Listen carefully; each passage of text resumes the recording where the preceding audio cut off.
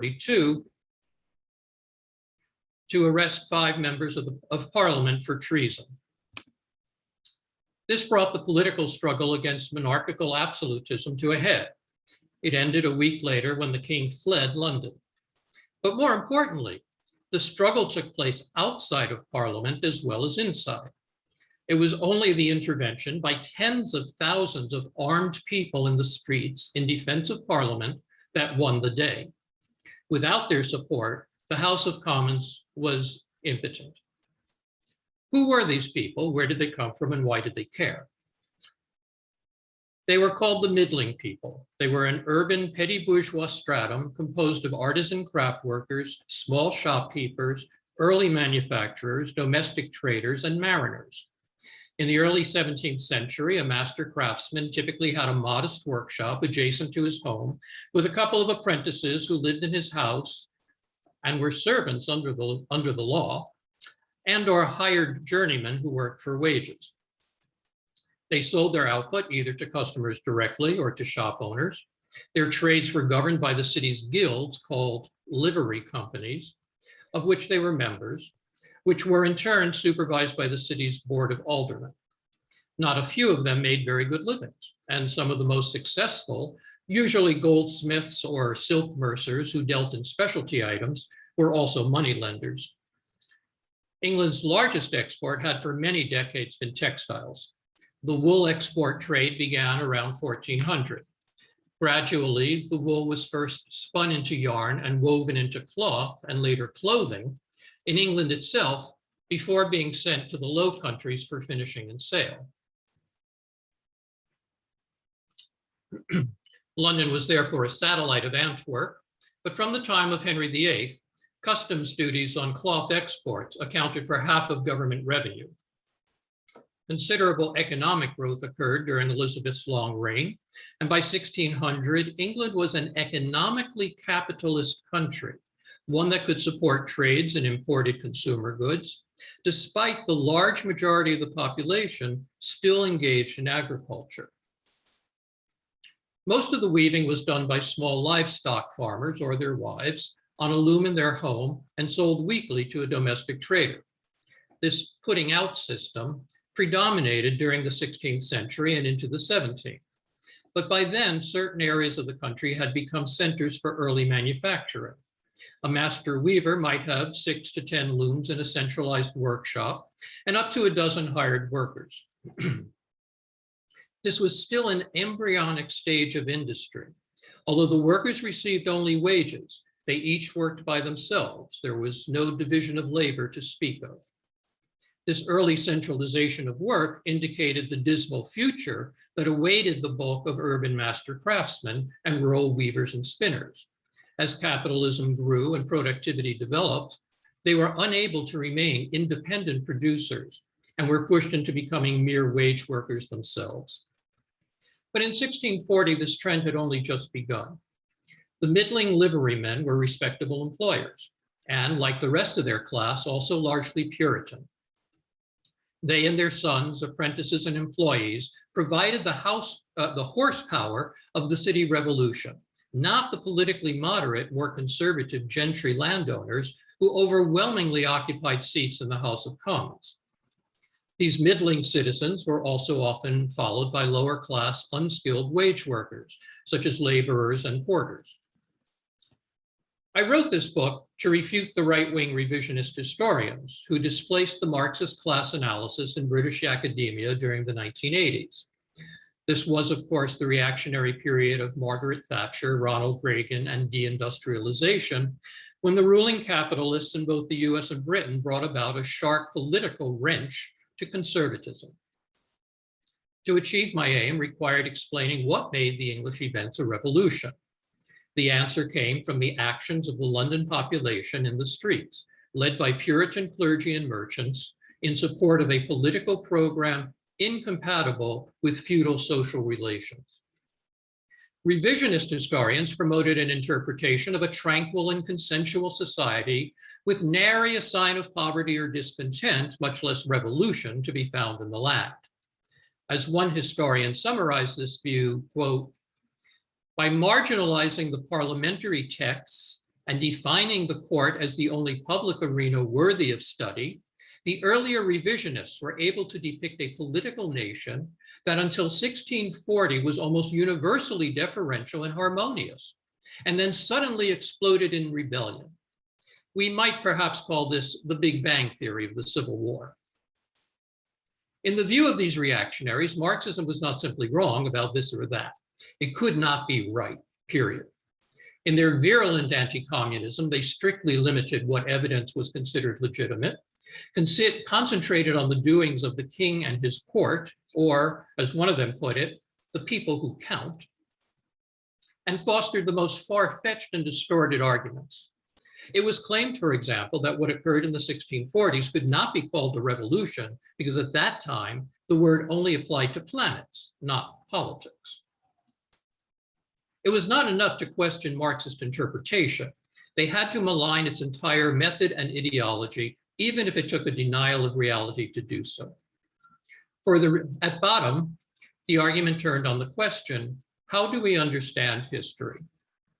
For the revisionists, history is composed of events that happen to happen. They occur accidentally, by chance, or as unintended consequences. At most, they are the result of decisions made at the highest levels of society.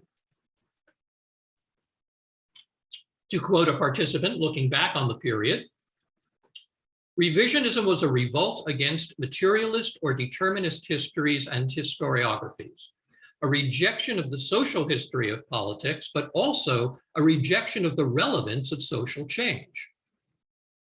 This rejection of history on principle as an ongoing process with a trajectory meant they were unable to explain how or why societies change over time. For them, history is simultaneously static and anarchic. In stark contrast to this, Marx and Engels' view was historical materialism, also known as dialectical materialism. Revisionists attacked it as imposing theory on facts. In reality, it is the other way round.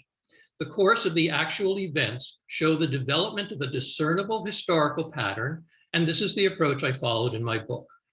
Human societies, no less than nature, have an evolution. The impetus for the historical process derives from the most basic material needs of human beings for food, clothing, and shelter. It is the process of production organized in the given economic system that sets the contours of any society. Modern science has produced many wonders, but those advances are also the limitations that modern society operates within. To understand a given society, one must therefore start with the technical level of production, the type and amount of goods that are produced and distributed. But within the economic system of production is always the social question of labor. Who labors or doesn't to produce the economic output, under what conditions, and for whose benefit, must be the prerequisite questions for any historian. This is the social class analysis that Marxism provides us as a fundamental guide to evaluation. Classes are defined by their role in the economic process. It is the mutually exclusive material interests of opposing classes for the wealth of society that account for the push and pull, conflict and resolution that drives history forward or sometimes back. Like many mainstream historians, revisionists accused Marxism of thereby being economic determinism.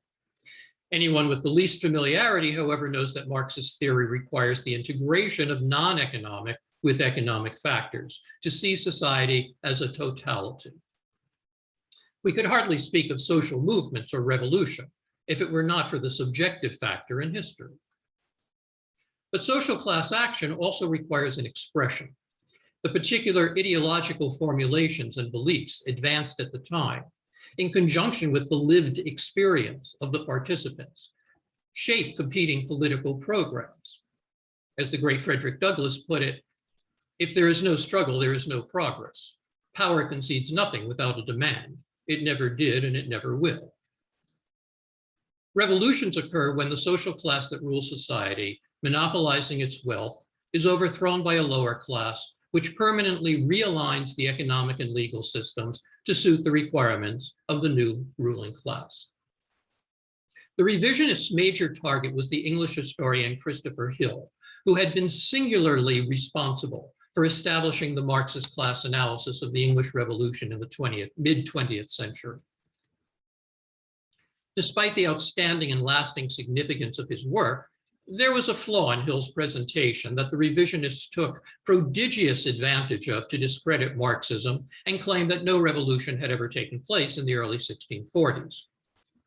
Hill had attributed leadership of the revolution to what he called the progressive gentry in the House of Commons, a group he amalgamated with the capitalist bourgeoisie. Due to the large-scale importation of silver and gold from Spanish America, there was a steady inflation throughout Europe during the 16th and early 17th centuries. This ate away at the living standards of landlords who lived off traditionally low and contractually fixed rents paid by their rural tenants. Even members of the nobility made arm's-length investments in overseas trade, urban building, mining, and industrial ventures, unlike aristocrats in France and Spain. But their pride of rank made them keep their distance from any personal involvement. While nobles were immune to arrest for non-payment of debts, many gentry were forced to look for ways to rationalize their country holdings, and they were more willing to take an active managerial role in manufacture, trade, or agricultural improvements. The so-called progressive gentry did play a progressive political role, but they were not conscious revolutionaries. They were still landowners, highly privileged, untitled aristocrats, junior partners in the feudal ruling class. And they oppressed their peasant tenants who lived and worked on their land by attempting to drastically raise rents, restore medieval fees, or enclose their lands for efficiency, which forced their tenants to abandon farms that many had worked for generations. Those gentry, whom Hill called progressive, were therefore in a contradictory position with a foot in each of two different social systems, feudalism and capitalism, and were as a result politically quite moderate.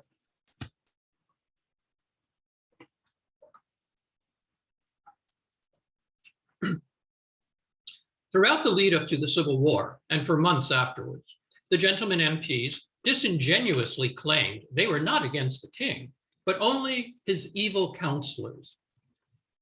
As Christopher Hill pointed out, they argued passionately against monarchical abuses while simultaneously trumpeting their eternal loyalty to the king. In August 1642, for example, the same month the king declared war on Parliament, Oliver Cromwell's first commission to raise a troop of horse read that the fight was for, quote, king and Parliament. In the polarized and irreconcilable struggle for political power, this was ultimately an untenable position. What these gentlemen opposed were Charles I's moves toward an absolute monarchy. It was never their aim to overthrow the king or to dissolve the old social order, but only to reform the existing feudal government in their favor by bringing the monarchy and state church under their own control. For this reason, they supported democratic rights of property and the person. To quote from my book, the more the government attempted to centralize power, the more of a hindrance it was to the expansion of capitalist ventures. The more the improving gentry insisted on doing as they liked with their own property, the more they resisted that centralization. This was the material basis of the legal, political antagonism between the king and an important section of the feudal ruling class. The gentry, who made up the overwhelming number of MPs in the House of Commons, now tended to be wealthier than many nobles. Closely related was the major issue of taxation. MPs jealously insisted on their privilege to control it, for if the king could levy taxes at will, what need was there for a parliament? In a money economy, taxation is crucial. Without it, armies cannot be paid, and control of armed forces means control of state power. When the first Stuart king, James I and VI of England and Scotland respectively, came to the English throne in 1603, he was able to maintain a certain stability based on expanding trade and a state policy of peace. But in the last few years of his reign, economic depression hit England. Serious opposition to his rule begins at this time, although there had been earlier arguments with Parliament over religion, Parliament's rights, and the Scottish king's prerogatives. In 1625, Charles I, a devoted feudalist, inherited the throne. He was immediately at odds with Parliament over religion, foreign policy, and his demands for money. After 1629, he refused to call another parliament for the next 11 years. This period is known as the personal rule. Charles's imposition of his personal rule was more than just his ambition for an absolute monarchy, although it was certainly that. It was an attempt to resolve the social contradiction by freezing what had become an open rupture in the feudal ruling class. During the personal rule, Puritans were purged from the Church of England, their teaching suppressed, and their ministers persecuted. Any non-official religious gathering was illegal, participants subject to arrest and punishment. Gathered churches of like-minded congregants met secretly in people's homes or in fields outside the city. Puritanism had begun as a tendency in the state Episcopal Church of England. By the time Elizabeth died in 1603, it had come to have a general influence on English society. Inheritors of the Calvinist Reformation on the continent, Puritans were Orthodox Protestants who demanded a thoroughgoing purge in church practices of anything that smacked of Catholicism. Their individualist ideology was perfectly consonant with capitalist entrepreneurship. Where the Catholic Church held work to be punishment for sin, Puritans preached the dignity of work, thrift and accumulation, and severely condemned idleness. This view conveniently dovetailed with the need to instill labor discipline on a population that had recently lived in the countryside by the weather and was unused to the regular rhythms of a manufacturing society.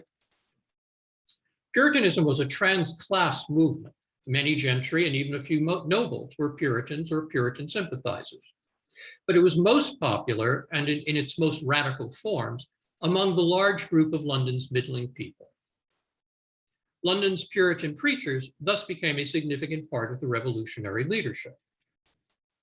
The other key component was the new class of Atlantic merchants that developed during the late 1620s and 30s. Up to this point, foreign trade was monopolized by the royally chartered overseas trading companies, such as the East India and Levant companies. Their limited number of investors, the fabulously wealthy bourgeois merchant princes, completely monopolized foreign trade to the south and east, and also regulated domestic production of many commodities, especially textiles. They served as bankers to the aristocracy, who were often indebted to them for large sums. They supported the monarchy with customs duties, loans, and gifts. This made each dependent on the other. As the oligarchic rulers of towns, especially London, they enforced crown policies. The Atlantic merchants, by contrast, were able to become wealthy after 1625 by trading in tobacco and provisions to Virginia and other English possessions in the New World under the rough and ready conditions of free trade.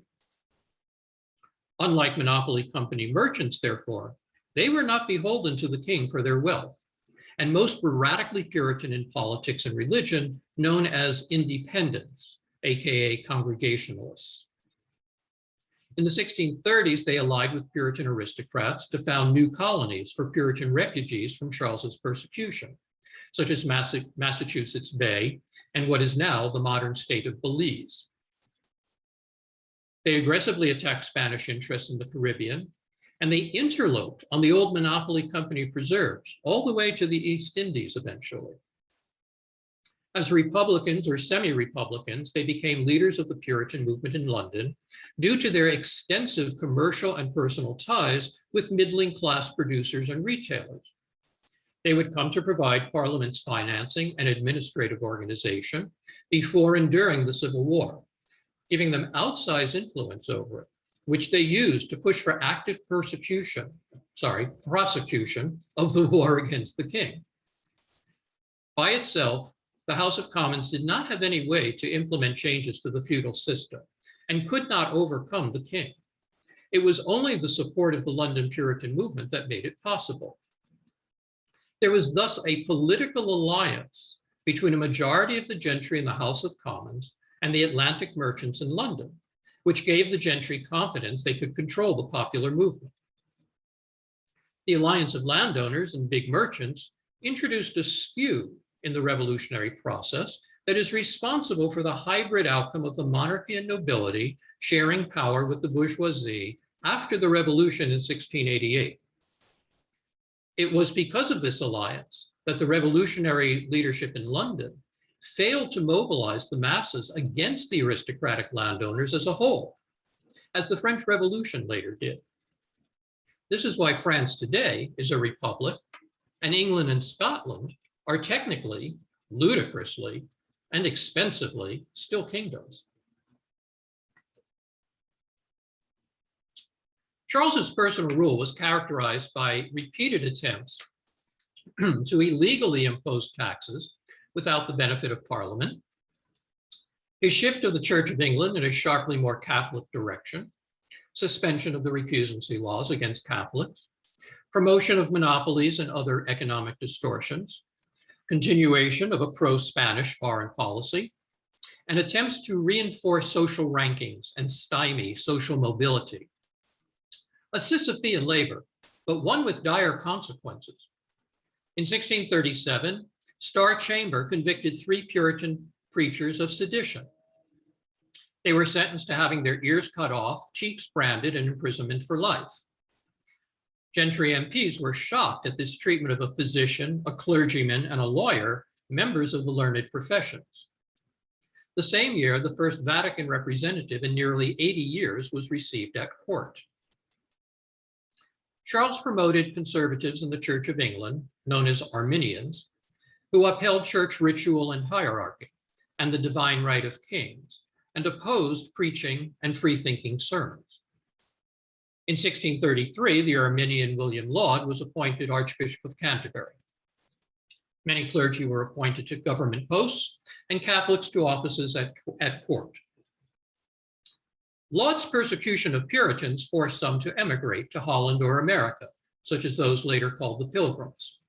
And all of this was taking place while the 30 Years' War over religion was still raging on the continent.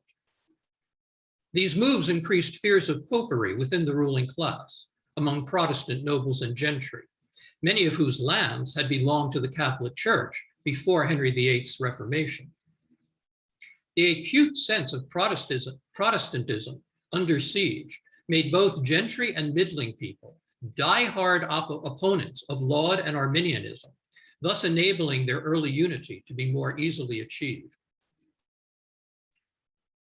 Charles's imposition of arbitrary taxes increased opposition by gentry, middling people, and Atlantic merchants. To reinforce an orderly feudal society, the king attempted to impose episcopacy, ruled by the bishops, on Presbyterian Scotland. The Scots Kirk promulgated a new national covenant, rejecting bishops and royal control, and raised an army to defend it. In August 1640, they invaded England and defeated a motley force Charles had thrown together to make the Scots submit. By the fall of 1640, the government was in a financial, political, and military crisis, and Charles had lost the confidence of a large section of the peerage as well as the gentry, not to mention the furious opposition of the Puritan middling people who largely sympathized with the Scots Presbyterians. Unable to secure new loans, the king was forced to call a new parliament.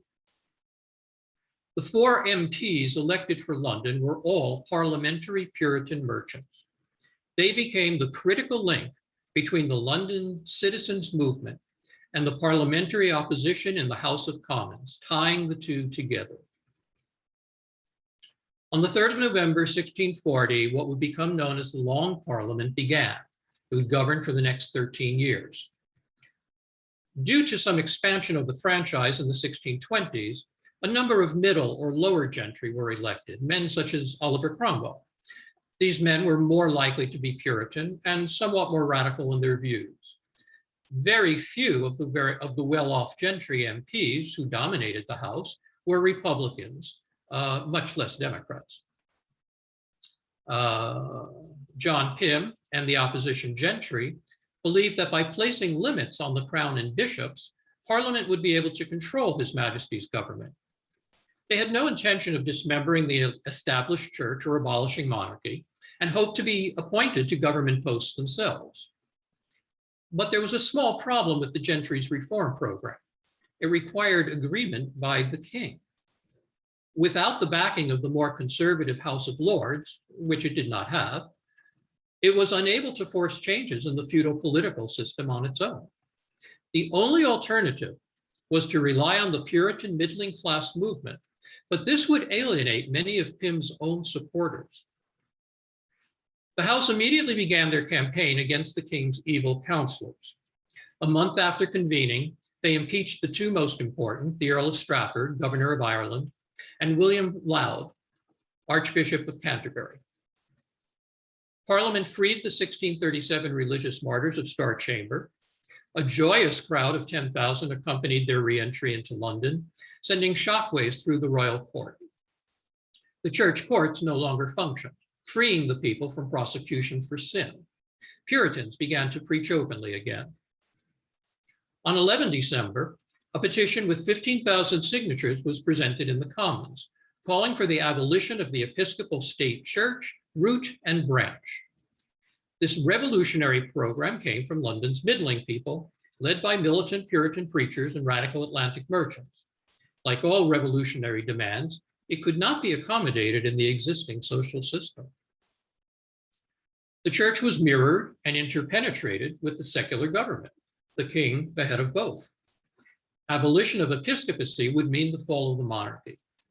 The Puritan movement was intent on smashing the power of the church and court hierarchies, so they could decide for themselves how to run their religious and economic lives without government interference. Puritanism was thus a revolutionary movement against feudalism. Few MPs supported abolition of episcopacy, but most were opposed to the Catholicizing innovations of Archbishop Laud. Thus, two different political programs, one reform, one revolutionary, were in competition, yet their leaders were in a de facto political alliance that grew tighter as time went on. They mutually reinforced each other, creating a duel for power with the king's government. In March 1641, the Commons voted to remove bishops from the House of Lords and bar them from holding secular offices. Archbishop Laud tried to secretly flee London, but was stopped by a crowd and sent to the Tower. The popular left-wing London MPs obtained loans for Parliament from the many businessmen and the livery companies, but the king could still dismiss Parliament at any time. Ostensibly to reassure potential lenders, the Commons unanimously passed a bill that Parliament would remain in session until it voted to dissolve itself. Over the next 2 months, the trial of Strafford in the House of Lords was the burning issue of the moment, but the Commons had charged the Earl with high treason for subverting the fundamental law of England, a difficult charge to prove. As the trial dragged on, Puritans began a petition and agitation for justice for Strafford. The king ordered the anti-Strafford petition suppressed, but the same day, 10 April, a bill of attainder was introduced in the Commons condemning Strafford to death by Act of Parliament.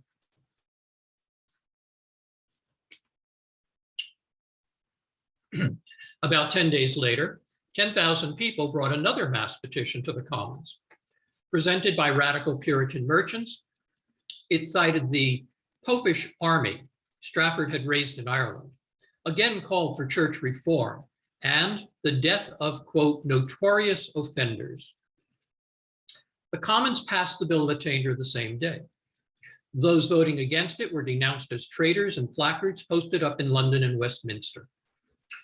It should be noted that bills of attainder are explicitly prohibited in Article 1 of the US Constitution. There were discussions between the king and certain army officers to march the army in the north of England to London to suppress the citizens and release Strafford. On 1 May, the king sent 100 armed men to the Tower to rescue him. They were only prevented because the officer in charge refused to admit them. But the populace was enraged at rumors of this secret army plot and the attempt on the Tower. 2 days later, 10,000 mainly respectable citizens demonstrated at Parliament. They shouted justice and execution at the Lords as they passed through the crowd. It was announced in the Commons that the king was bringing armed men into the city and attempting to seize the Tower, which was true. The Lord Mayor issued a prohibition on tumults, but a large crowd returned next day. Unlike the day before, this one was predominantly composed of lower class mechanic folk who brought staves and some broadswords with them. Amid tensions and fears of a coup d'etat by the king, Pym openly revealed what he knew about discussions at court to illegally use the army against the people in Parliament. The revelations badly undermined the pro-Strafford party, and 4 royalist gentlemen fled to the continent the next day. The army plot alienated even some prominent supporters of the king, who feared it entailed the dissolution of Parliament and/or a move toward restoring Catholicism. The House of Lords passed the Bill of Attainder, with all of the Catholic members absenting themselves. The Lords also approved the bill against dissolution of Parliament without its consent. Armed demonstrations began next day at Whitehall Palace. Demoralized, Charles approved the attainder. Strafford was executed, and the streets were filled with people rejoicing. The ruling class was now openly split. The victory was obviously the people's. It was a dress rehearsal for what was to come. In reaction, a royalist party of order began to form. The London government was rapidly losing the ability to rule in the old way. The trained bands were a citizens' militia, and many sympathized or participated with the Puritan crowds. A member of the Watermen's Guild, quote, told that he ought to be obedient to law, order, and the Lord Mayor, answered that it was Parliament time now, and the Lord Mayor was but their slave. This identification of the London populace with the House of Commons was a source of strength to the Puritan middling class movement, and the seed of its eventual betrayal. The open conflict between the royal court and the Commons, backed by the artisans and workers movement, began a struggle for power, raising the question, which class would rule? In the summer of 1641, the prerogative courts of Star Chamber and High Commission were abolished. This ended the feudal government's judicial terror against the citizenry. It also provided the security, not to say sanctity, of private property, so essential to capitalist society. Merchants, tradesmen, and gentry no longer had to fear that judgments awarded in the common courts might be summarily overturned by the crown. The writ of habeas corpus was also reinforced. The House of Lords rejected expulsion of bishops from their chamber and the bill barring Catholics from holding state offices. To pressure them, the Commons introduced a new root and branch bill that would give Parliament substantial control over the church.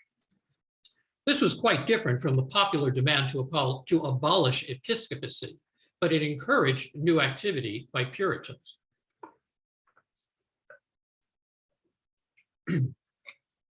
The MPs ordered altar rails, communion tables, candles, and images removed from local churches, and the elimination of superstitious rituals. Their orders were rejected by the Lords, who upheld established church practices. The conflicting orders caused violent disputes around the country. Collaboration between the Commons and the London movement sharply contrasted with the split between the two houses of Parliament, each of which contained minorities in sympathy with the other. In September 1641, Charles signed a new treaty in Scotland, and the Scots army left England a year after crossing the border. This put Pym and company in a quandary. The Scots army had been their only check on the crown. The king obviously could not be trusted with the safety of the house, much less to carry out reforms. Many MPs, however, considered the citizens' religious program to be seditious, as it was. On 1 November 1641, Parliament learned of a Catholic rebellion in Ireland. A massacre of Protestants in Ulster unleashed a torrent of condemnation. That the Irish lords and people were retaking their lands, forcibly confiscated from them, made no difference in England. There were sketchy reports and speculation about the possibility of Catholic uprisings or terrorist acts on English soil by English Catholics. Panic over popish plots raced around the country. The Irish uprising forced Pym's hand. All sides agreed on the necessity to raise a new army to subdue the Irish and relieve the Protestants. The question was, who would control it? By 41 votes, the Commons stipulated that Parliament had to approve all royal officers appointed by the king. Events were pushing the MPs toward revolution. Most were largely in agreement about the reform program, but a large minority opposed alliance with the London middling working class movement to achieve it. For Parliament, however, it was now or never. They either had to rely on the people or give up and go home. The alliance of landed gentry with bourgeois Puritan merchants and ministers gave the Commons leadership good reason to believe they could control the citizens' movement. But it was nonetheless a risky step. If they failed, their lives and lands would be forfeit. Demonstrations began the first week in December. On the 11th, the Commons received a petition with 20,000 signatures, supporting the expulsion of bishops from the Lords and Parliament's control of the militia. The annual elections to the London Common Council took place on November 21. The Royalists were so decisively routed by parliamentary Puritans that the council's leadership became lame ducks. 2 days later, Charles replaced the lieutenant of the Tower, who had prevented Strafford's rescue, with a Royalist officer. This provoked continuing disturbances in the city by apprentices. Tensions ran very high as both sides armed themselves. All shops were closed. The Commons received another petition from 30,000 apprentices, again calling for root and branch reform of the church and declaring they would fight against a, quote, royal coup. The Lords refused to take action against the new lieutenant of the Tower, so the Commons passed a declaration disclaiming responsibility for any, quote, blood which is likely to be spilt. On the 26th, the Lord Mayor was forced to tell the king he could not keep order in the city unless the new lieutenant at the Tower was replaced. The king was compelled to give in, but wrote a proclamation banning assemblies. The next day, several hundred citizens, chanting "No bishops," went to the House of Lords. They jostled bishops, some of whose gowns were torn. The now ex-lieutenant and other officers were inside the hall seeking back pay and new commissions. Some half dozen attacked the crowd with swords. They were driven off by John Lilburne, leading some sailors with truncheons and backed by the crowd throwing stones. This was the first actual combat between the two sides. Lilburne, already a well-known activist, would later become a leader of the radically democratic group, the Levellers. At news of the fight, hundreds of armed people went directly to Parliament. Some apprentices were arrested and held in a tavern. The remaining apprentices attacked the cavern and freed their comrades. The House of Lords ordered the crowd to go home and forbid them to assemble at Parliament. The king issued his own proclamation to the same effect, authorizing the trained bands to shoot to kill if there was resistance. That night, however, the House of Lords was still surrounded by 10,000 people, armed with halberds and staves, carrying torches and chanting, "No bishops, no papist lords." The crowd searched the Lords' carriages as they left to see if bishops were hiding in them. An even larger crowd appeared on the 28th and prevented bishops from landing at Westminster by river. Some apprentices were arrested and taken to Westminster Abbey to be questioned by the Archbishop of York. A large group led by John Lilburne and Sir Richard Wiseman went to secure their release. They were attacked by 40 gentlemen with swords and pistols. Lilburne was wounded and Wiseman was killed. The next day, an armed demonstration, including men of quality, shouting "No bishops, no popish lords," appeared early at Parliament, then went to the palace at Whitehall. Gentlemen guards again attacked the crowd with swords. The famous derogatory epithets, cavalier, from the Spanish caballero, or French cavalier, implying a Catholic mercenary, and roundhead, meaning short-haired commoners, as most gentlemen wore their hair long, were exchanged for the first time. Reports of armed men being gathered by the king at Whitehall and Westminster Abbey made clear a new army plot was in the offing. Young gentlemen of the nobility and gentry rallied to the king and the party of order. The guard at Whitehall was increased and defenses strengthened. A military coup seemed imminent. At the king's direction, the outgoing Common Council issued resolutions on 31 December, threatening punishment to anyone causing tumults or shirking their duty in the trained bands, and a new royal nominee took charge at the Tower. On the 3rd of January, 1642, the king charged 5 leaders of the House of Commons and 1 lord with treason. The king and Commons sent conflicting orders to the Lord Mayor regarding the trained bands, the king again authorizing them to shoot to kill. But the Commons also sent their orders to the aldermen and Common Council. The next day, in the most famous scene of the period, Charles personally led a retinue of 100 royal officers to arrest John Pym and 4 other leading MPs on the floor of the Commons. No monarch had ever before even entered the House, much less with the intent to arrest sitting members. Warned in advance, the intended prisoners hid in a radical district of London. The king was forced to retreat empty-handed. The entire House then voted to adjourn to London, thereby entrusting their protection to the ordinary citizens.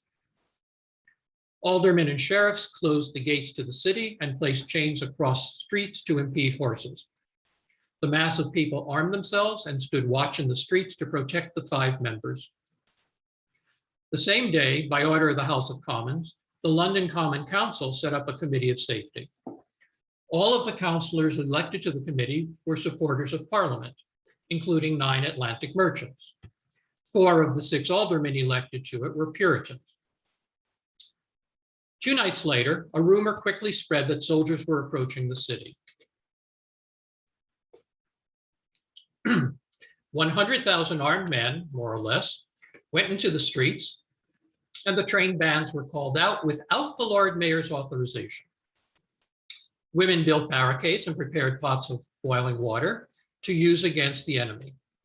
The attack never came, but with the armed citizens and trained bands behind it, the Committee of Safety on behalf of the Common Council was in command of the city, and the royalists were helpless. The London trained bands were charged with protecting the 5 members, the Southwark band with holding the south bank of the Thames, and the apprentices with guarding the city. On the night of 10 January, 1642, Charles and his family fled London. The 5 MPs and House of Commons returned to Westminster the next day in triumph, cheered by crowds along the route. The anti-absolutist alliance between the people of London in arms, the Puritan merchants in the city government, and the reformed gentry in the House of Commons had been sealed. Having won London, it was now necessary for Parliament to gain control of the rest of the country. In March 1642, Parliament announced the implementation of a militia bill, despite the king's refusal to approve it, for this, quote, for the safety and defense of the kingdom. The bill gave Parliament the right to appoint the Lord's Lieutenant, who controlled the trained bands in each county, instead of Charles. From now on, parliamentary ordinances had the force of law. Parliament had been transformed from a feudal great council to an independent bourgeois institution. Political power in London had passed to the alliance of the gentry and the Atlantic merchants. And bishops had been purged from the House of Lords, which confirmed the upper house as subordinate to the lower. The feudal political system was shattered, and England would never be the same again. I'm going to end the story here to briefly outline some future events and make some concluding observations. The book goes on to describe the political situation in London under the revolutionary government, how and why it deteriorated, what it was like in the countryside up through the early stages of the Civil War, and the political crisis that occurred in July 1643, when all 3 of Parliament's armies suffered defeats. So briefly, Parliament was able to renew the war solely thanks to its control of London via the revolutionary government.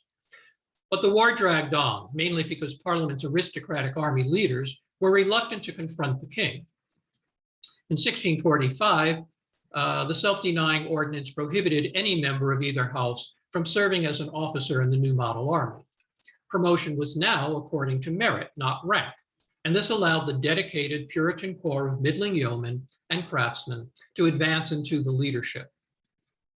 3 months later, they inflicted a major defeat on the Royalist army. At the insistence of the ranks and their elected representatives, called agitators, the army gathered together at Putney in the fall of 1647 to debate the future of England. There was sharp disagreement between the senior leadership, led by the generals Cromwell and Fairfax, and the rank and file who were influenced by the radically democratic levelers. It was interrupted by the king's escape and the necessity of returning to the battlefield. At the end of 1648, the army returned to London, where conservative forces had again taken over both the government and parliament. They restored the city to independent control and purged a large majority of the MPs from the House of Commons. The anger and militancy of the army ranks drove Cromwell to put the king on trial, and he was executed in January 1649. The Rump Parliament abolished monarchy in the House of Lords, and the Commonwealth, a republic by another name, was established. The Commonwealth brought the capitalist bourgeois revolution to fruition. That the money interest had long ago become infinitely more important to the national economy than land ownership was shown by the effects of the economic depressions in the 1620s and 30s. This meant that by the time Charles I took the throne, only the traditional forms of the outmoded feudal political system remained, hollowed out of any real social content. When the twin cities in state and church had been spawned, the king was left with only his courtiers, the bishops, and monopolists to support him. When the Civil War broke out, the bulk of the gentry tried to remain neutral if they could. And this accords with their intermediate and contradictory social position. Despite the execution of the king and the abolition of monarchy in the House of Lords, Parliament actually passed very few reforms. They took care of the interests of the Atlantic merchants, financiers, large landowners, and manufacturers, but the interests of the petty bourgeois middling people, the small urban and rural producers, who had been the backbone of the revolution, were betrayed. This undermined the revolution, limited its gains, and explains its short-term failure that led to the restoration of Charles II in 1660. This did not put everything back the way it was, any more than the Catholic Mary Tudor had been able to undo her father's Reformation. Major effects of the revolution remained. The prerogative courts of Star Chamber and High Commission were gone. The re-established church had lost much of its authority and ability to enforce morality. Church courts were subordinated to secular authority. Many royalist nobles had lost much or all of their lands. Feudal controls on the capitalist economy were substantially weakened or abolished. A new era of scientific inquiry began. The Royal Society of London for Improving Natural Knowledge was founded. As a result, Britain was able to begin its ascent as an international power, to rule the waves and build its empire. The restoration of Charles II in 1660 did do damage, and when his openly Catholic brother, James II, took the throne in 1685, all of the same issues immediately resurfaced. James was forced to flee in 1688, and the so-called Glorious Revolution, while not nearly as bloodless as it has often been portrayed, consolidated the essential gains of the bourgeois revolution that Parliament had fought for 50 years earlier. Revolutions do not occur without a corresponding change in the social consciousness of the revolutionary class. In London, this was manifested in the fall of 1642 and continued in the spring of 1643, when nearly the entire population of London enthusiastically turned out to build extensive fortifications for defense against the king's army around the city and its suburbs. Up to 20,000 people a day participated, including women and children, organized by livery company or parish. They received no pay, only food. The walls were made of earth and timber with trenches and watchtowers, 9 feet thick, 18 feet high, and extending for 18 miles.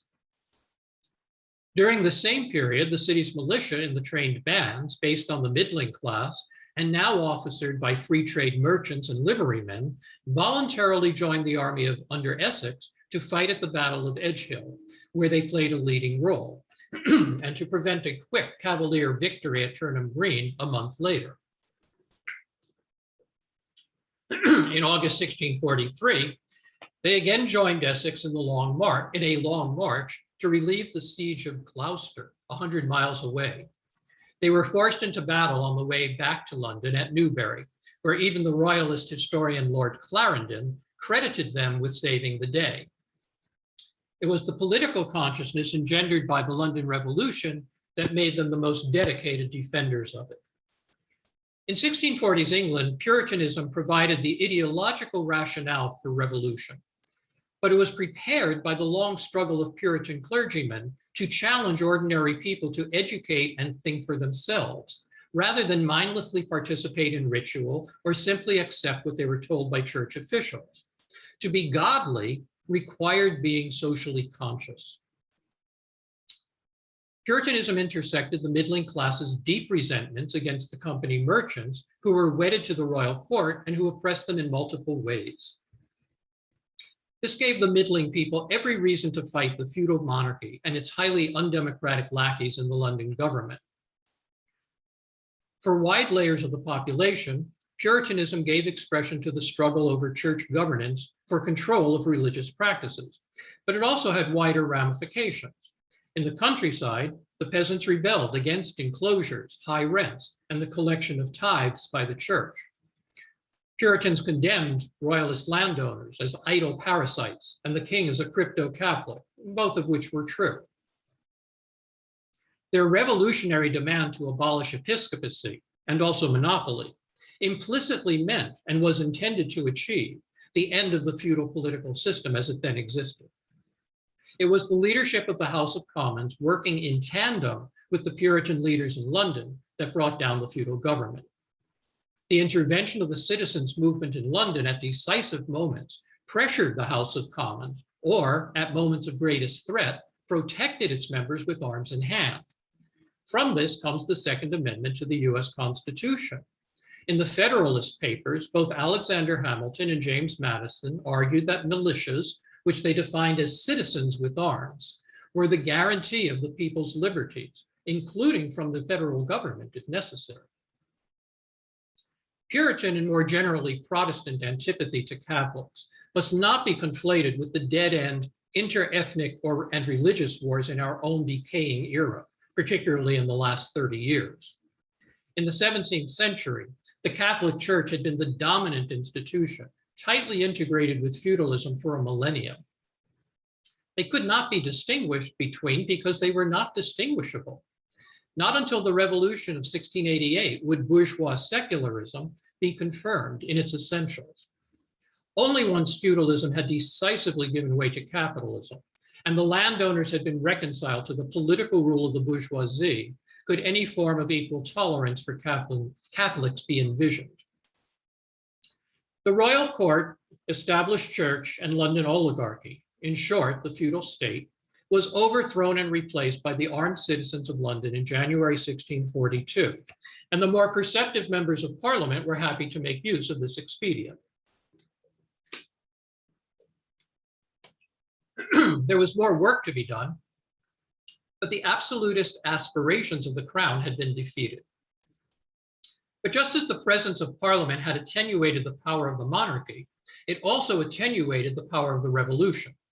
The alliance of the gentry with the radical Puritan movement against the king transformed the House of Commons from a feudal great council into a bourgeois legislature, a process codified by the militia ordinance after the fact. The actual events at the time exposed the empty claims of revisionist historians as absurd frauds, but their methods have a madness, a deliberate reactionary defense of the minority class of exploiters and oppressors of the majority in the here and now. To study history is not a matter of applying rigid rules, analyzing isolated phenomena, or carefully making lists of pros and cons.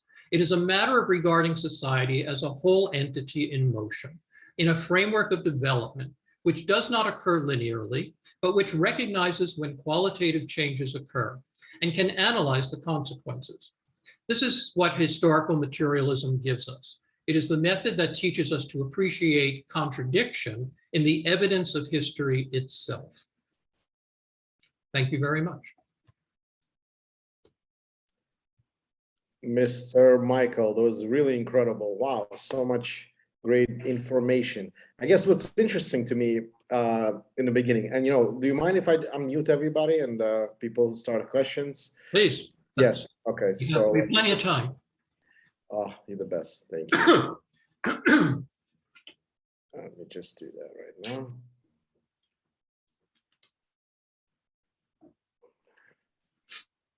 So you guys can unmute yourself and then ask Mike a question. But the first question I have, it's interesting. It reminds me of English Revolution, a little bit of a 1905 workers, and initially it was a women's revolution in Russia, where there was initially a little bit of skirmish going on. The government didn't do a good job suppressing it, and then they start using basically rifles to suppress the larger crowd.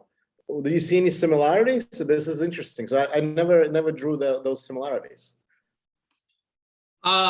It's perfectly true that it was food riots by working class women that kicked off the February Revolution. But very quickly, workers' Soviets were formed in Petrograd, which opened the era of what's called dual power. It took a little while, but a provisional government, of course, also was created. So are there parallels? Well, yes, every revolution is kicked off by, something. Generally, it's a sort of the last straw of very long-standing and deep complaints, grievances. So that was quite true here as well. It's also true that in Russia, for example, by 1917, there had been a revolutionary socialist movement, which had been active under Tsarist repression for almost 2 decades. So are there parallels? Yes. Are there differences? Yes, indeed. Tsarist Russia was not precisely the same as England in 17th century. One of the more interesting and unique features of England at that time was the fact that it did not have an absolutist monarchy as France and Spain did. And this was largely because it was an island and there was no, it didn't have the same immediate threats that allowed the monarchy to build a standing army and a central bureaucracy, which the nobility at the time, though if you go back to Magna Carta, were completely against because they not unreasonably felt it would be used against them. Right.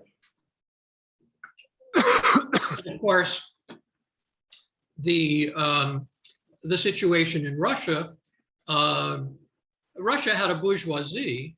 It was very small. It was very tiny. And unlike in England in the 17th century, it was mostly beholden to French and English capital. They were not particularly wealthy themselves. A great deal of the industry that had been built up, mostly around the cities of Petrograd and Moscow, had come from capital supplied from abroad.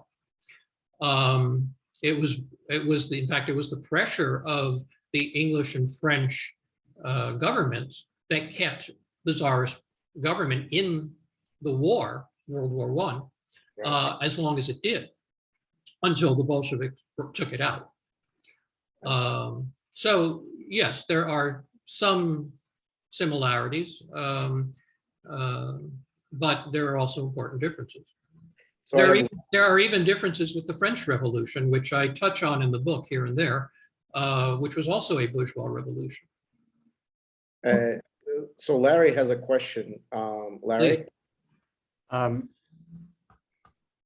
Am I unmuted? Yes. Yes, good. So I'm wondering if you've thought of drawing a parallel with Huguenot experience in France about roughly the same time, and in effect contrast the outcomes of the two new classes. I believe the Huguenots were primarily artisans, and they sound very much like your new class. Yeah, I think that's true. They were of course led by, also led by a section of the nobility, but and there was the Huguenots did at times play a role in English politics. Puritans under James wanted to go, and Charles wanted to go to their rescue. They wanted to aid them. And the kings refused, or if they agreed, it was so little, so late that it made no difference. In fact, before he became king, Charles I had promised Parliament that he would aid the Huguenots, that he would try to do something for them. But after his father died rather suddenly, he married a French princess, Catholic princess, which precluded any possibility of his doing so. It was a factor in English politics in that period. I don't know a great deal about the Huguenots themselves. I do know many of them, to escape the situation and to escape the religious persecution, in fact, moved to England. Probably as early as under Elizabeth. Yeah, it's now again in France, the French kings, the monarchy, had a standing army. They had a bureaucracy. Charles I didn't have either of those. They had been the English nobility had used their power in the state to prevent that. So it was a lot easier for Louis XIII, for example, to suppress the Huguenots than it was for Charles to suppress the Puritans and Parliament. Well, Michael, I have and I want everybody to start asking questions, whoever have a question, but how did it spread into religious divide after, like it spread into, Scotland, Ireland, and then you had also mentioned that there was reintroduction of Vatican, which is the Catholic religion, as we know, and this is the Protestants we're referring to. Why did it spread? How did it spread like a wildfire and became a British Isle problem or revolution, so to speak? Oh, okay. So why did revolution spread? Well, it's not so much that revolution spread. In the last 20 or 30 years, there's been a lot of back and forth, sort of particularly, I guess, around the early 2000s, where academic historians have been arguing, well, it wasn't simply an English issue. We really have to look at this as a British or three kingdom issue. In fact, when I went to there's a National Civil War Center in England, in Newark, in the Midlands up north, and they sell a plate commemorating Cromwell's Three Kingdom tour, as they call it, as if he had been a rock star or something. Anyway, I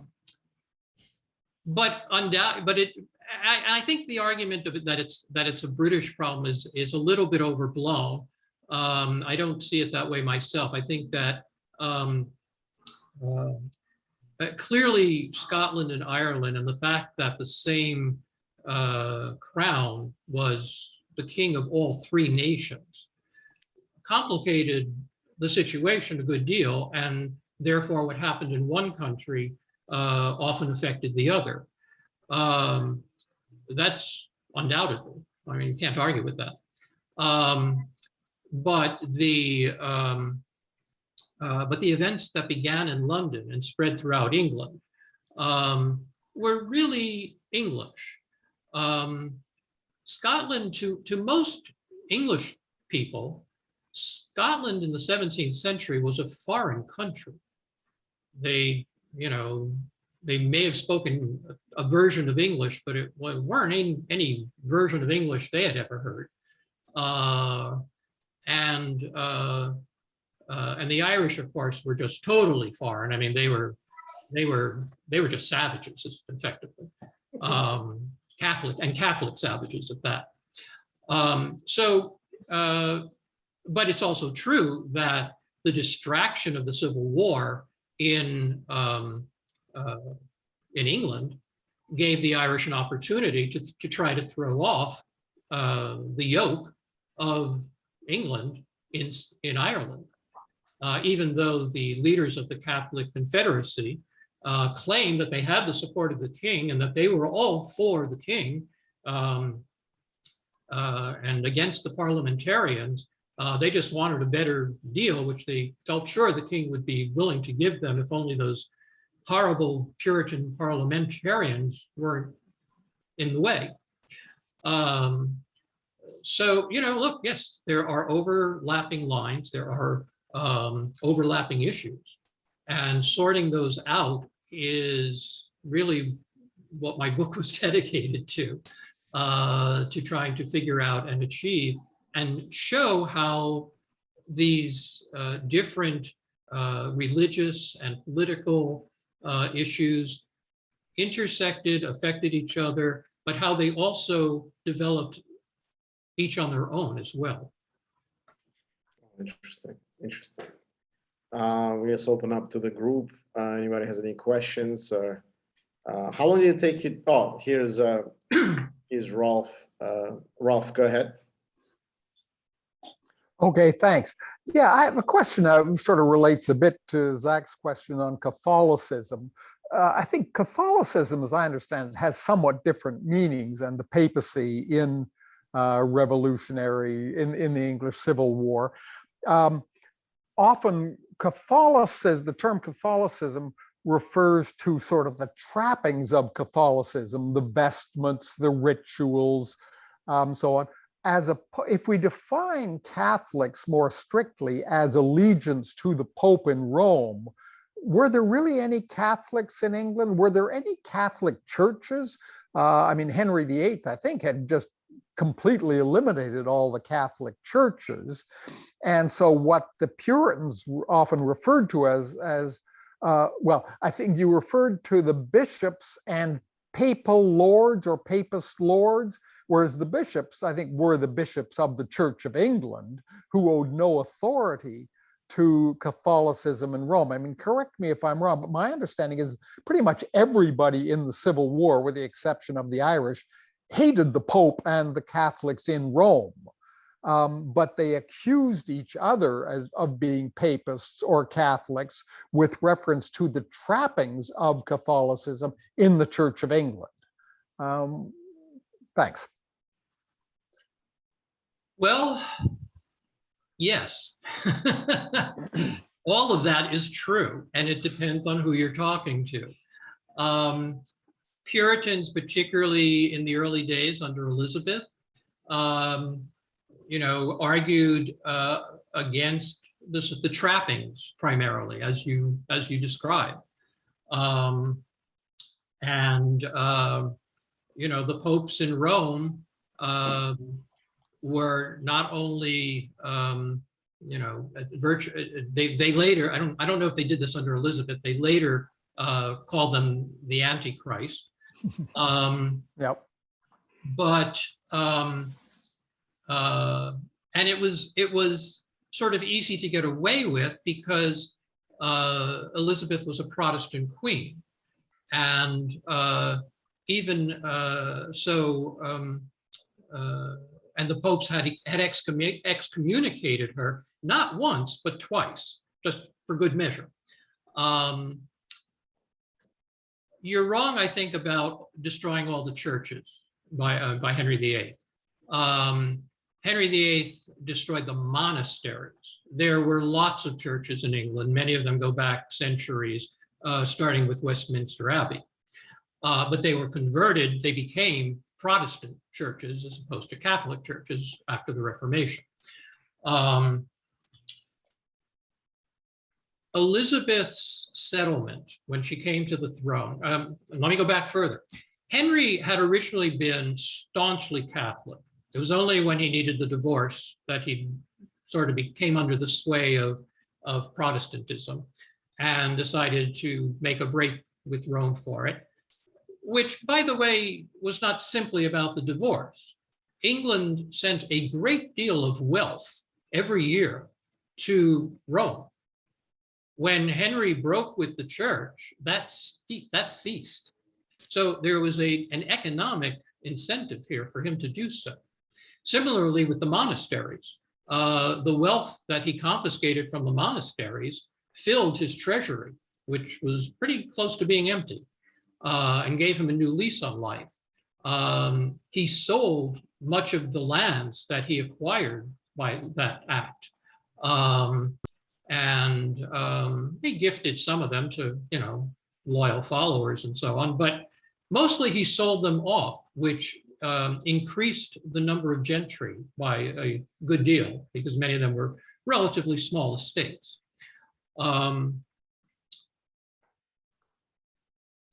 When he died, so hang on one sec, let me find some notes.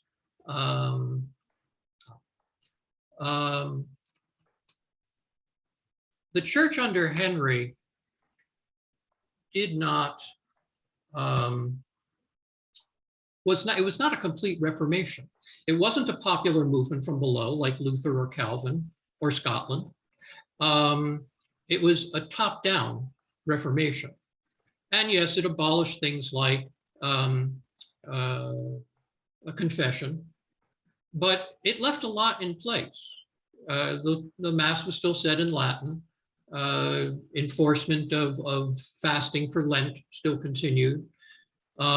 Even Protestant martyrs, who, if they denied what was called the real presence of the blood and body of Christ in the Eucharist, could be burnt at the stake, and were. The only difference now was that Catholics who denied the king was the head of the church were also executed. When Protestantism got a big boost in the 6-year reign of his underage son, Edward VI, and it made huge strides. And when Elizabeth came in, she had a country that was largely divided. I mean, it was probably majority Protestant, but Catholics made up a good portion of the population, and it was a real tricky problem. And the settlement that she made was that they could hold their own services in private, but the Church of England itself remained very largely conservative. The Book of Common Prayer was, I quote somebody in my book who claims, he says it's was the most conservative, there's a word, I can't think of it, what laid out how the service should go in all of Europe. So it's not really true. I mean, the Church of England was Protestant, and Catholics. Elizabeth also said, "Look, I don't care what men's consciences are." She says, what they think is up to them. All I care about is what they do. And as long as the Catholics are loyal to me and don't try to insurrect, that's fine. And eventually Parliament did pass. There's a whole long history of Parliament passing laws where Catholics had to pledge allegiance to the crown and the government of England, or they could pay a fine. And they recused themselves, so they were called recusants. And they could pay a fine if they didn't want to. And again, you know, the government kept an eye on them, particularly if they were nobles or whoever. There were noble families that were Catholic. But priests, on the other hand, was another story. Priests were not to be tolerated, and any who were found were either expelled or executed.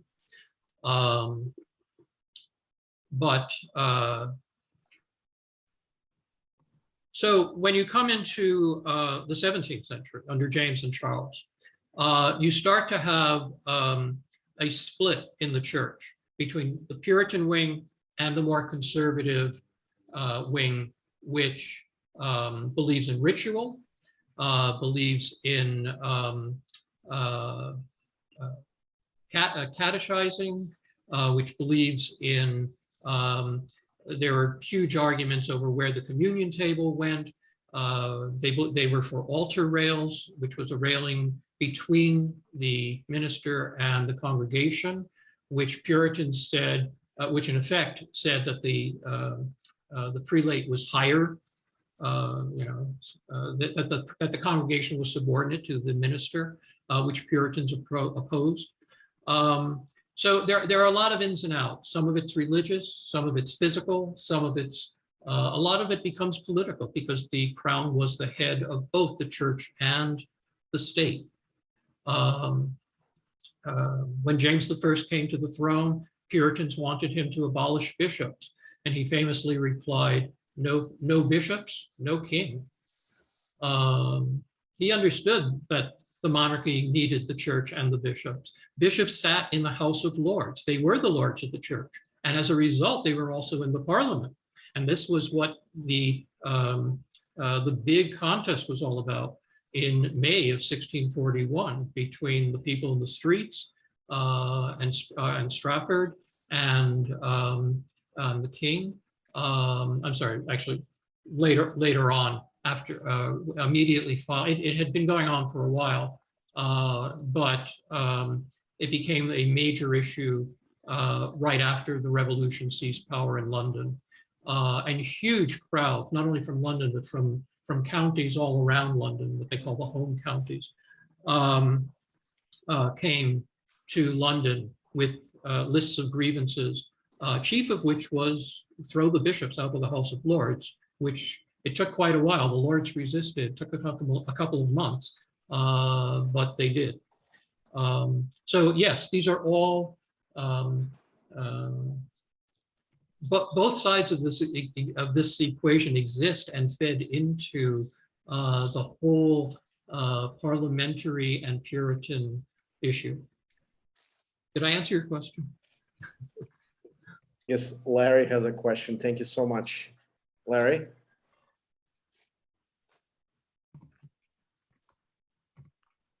Larry?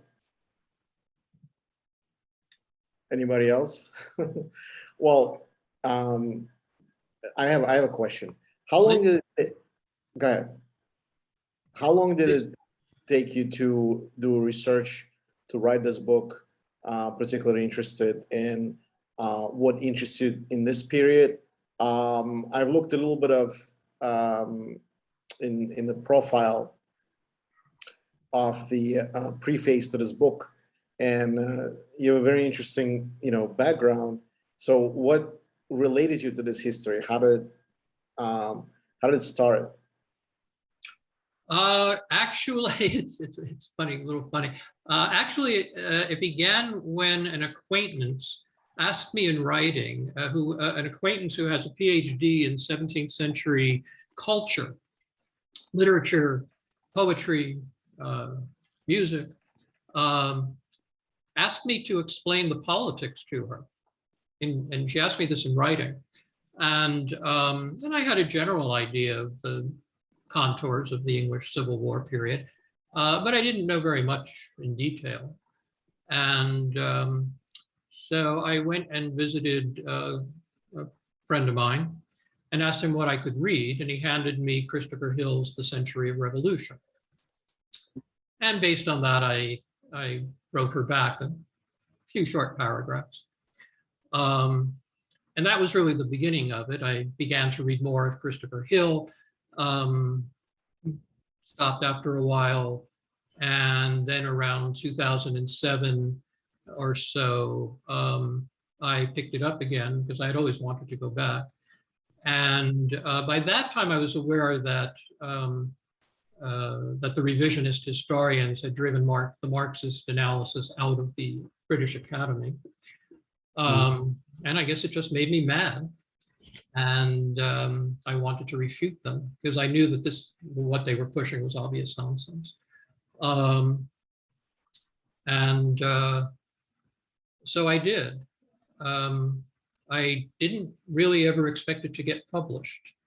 And I thought I would have to do it on my own.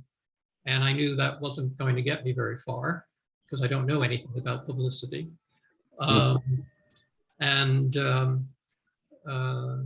But various friends of mine kept saying, no, you have to publish. You have to publish. So I submitted it to a couple of publishers. They rejected me. And then one day you told me about Jeffrey, and the rest was history. By the way, just a few days ago, I have been out of touch with her for many years now, but we have friends in common. And I sent a copy of the book to that woman who asked me about it way back in the early 90s, and said, well, I wrote you a few short paragraphs. Here's the long answer. Yeah, I'm sorry. It was a And technical, thank you. it was a technical issue. Larry has a question now. He couldn't unmute himself. I apologize. Go ahead, Larry. Sure. I just wanted to thank you very much for doing this. To begin with. The second is the second decade of the revolution, the 1650s, is characterized by the most wonderful blossoming of ideas and religious heterodox movements, levelers, diggers, Winstanley, Lollards, and like that. And it's hard to believe that they weren't already present much earlier. And I'm wondering, who were the people who then would become characteristic of the revolution? What do you mean characteristic of the revolution? That basically, we associate the revolution with things like the Putney debates. The apparent intellectual life of the peasants was actually very rich. They had very many heterodox ideas, but they were suppressed. So they're not available to us directly. But I can imagine the people in London in 1640, were they really just standard Catholic or Anglican or Calvinist, or did they have these ideas? I see. Okay. Yes, one slight correction. The Lollards were in the early 15th century, but the rest that you mentioned, yes.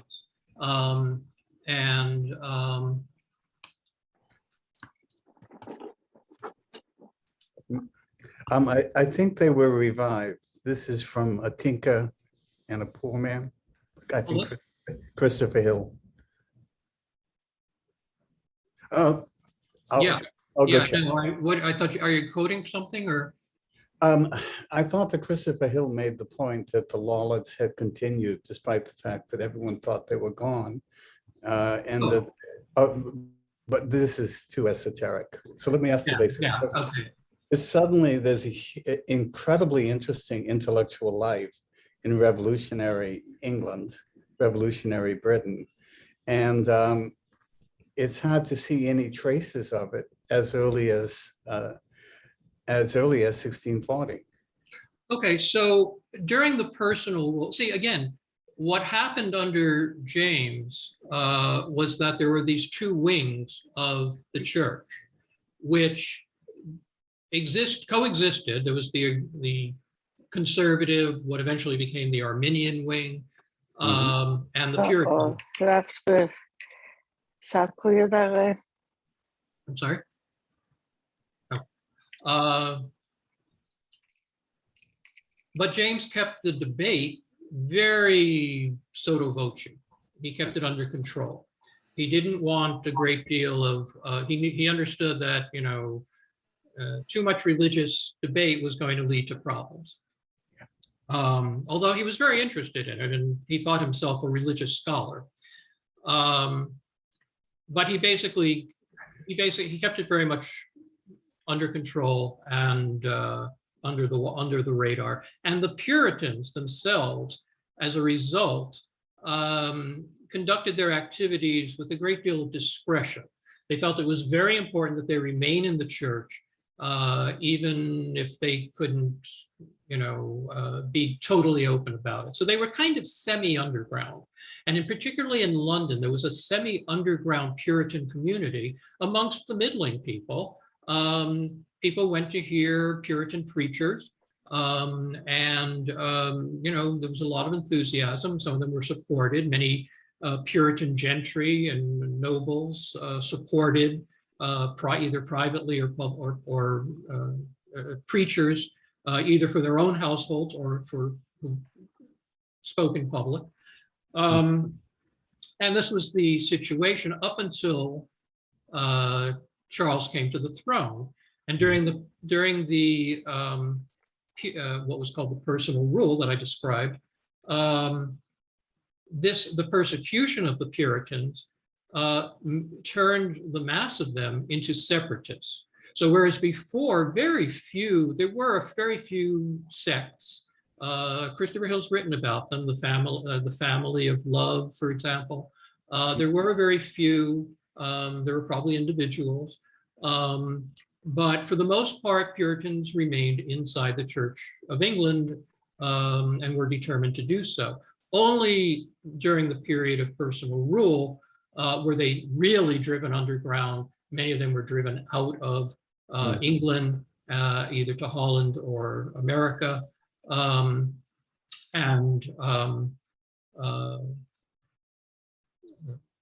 So the but in 1640, and these gathered churches that I described began to meet secretly. So yeah, there was a flowering, but it was underground. And so we don't know a huge amount about it, you know, for the period during the personal rule. But come 1640, when there's major opposition going on, then you get to see a lot more of it. Early in 1640, for example, Richard Overton, who later became a leveler leader, was running a secret printing press. And he reprinted articles from Scotland that were written by the Presbyterians who Charles was fighting with at that point, as well as other materials. He continued to do that, by the way, until I think 46, when his press was discovered. Yeah, if you've read Hill's book, The World Turned Upside Down, which I highly recommend, it talks a great deal about the different sects and as they developed and what they believed and you know, what the situation was. And by 1650, which you mentioned, this is actually beginning to die. It was the late 40s that was the sort of the heyday of the they called them sectaries, and one reason for that was because many of them were in the New Model Army, and a great portion of the New Model, those who were fighting for the cause, not merely for the pay, or because they had been impressed, as some were. The King's Army used impressment a great deal more. I mean, they sat around and discussed all this, and they had preachers and they listened to them, and they endlessly discussed biblical matters and read the Bible. You know, they all carried the soldier's Bible, and so on. This was tremendous for a tremendously a period of ferment, just as you described. But by 1650, it was beginning to die. And the reason was because Cromwell had suppressed the levelers by that time, who had largely been supported by the sectaries.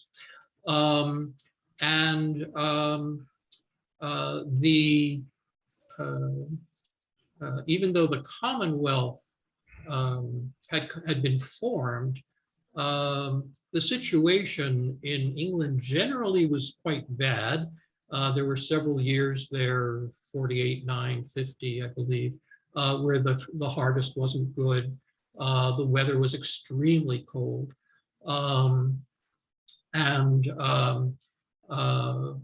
The government was Cromwell, the early Commonwealth, I guess it must have been a little later, I'm sorry, 50, 51, 52, when the harvests were bad. The government had to import wheat to keep people from starving. They took what measures they could.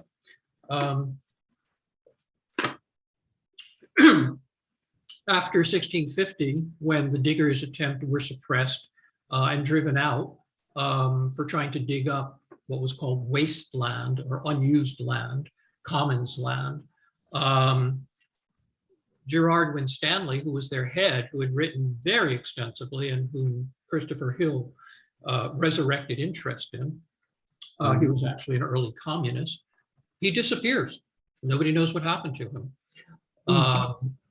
So it was beginning to die out, and a lot of the Puritans had a vision of the kingdom of Jesus coming into being, of a godly country. But what they had actually by the end of the Civil Wars was a largely devastated country with very little in the way of political authority left. And I mean, Cromwell eventually took on the protectorate because he felt there was nobody else to do it. His enemy said, "Oh, he always plotted for power." Well, no, not really. So beginning with the Commonwealth, which was not stable, it eventually degenerated. In a certain sense, you can say that Cromwell was both Lenin and Stalin in one person, by historical analogy. So the two groups that, one of the groups that did thrive was the Quakers, and many ex-levelers became Quakers, including John Lilburne, about a year before his death. The Quakers had been part of this upsurge and had been very militant. They were kind of known as the people who really got in your face and refused to take their hats off to anybody, including the king. But of course, they immediately, during the 50s, they flopped and became pacifists. So yeah, this is in many ways, including the religious sects, are a fascinating topic all on their own. Michael, we have two people that have raised hands. Please. For the sake of time. So Rolf followed by Patty. Rolf, go ahead, sorry. Well, sorry, I just hadn't lowered my hand. All right, Patty, go ahead.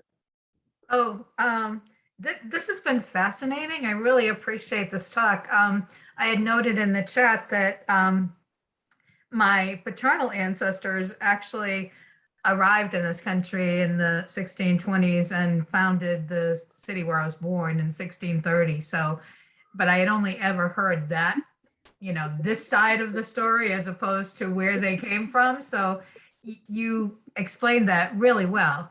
I don't pretend to have completely absorbed it. I'm glad this is being recorded.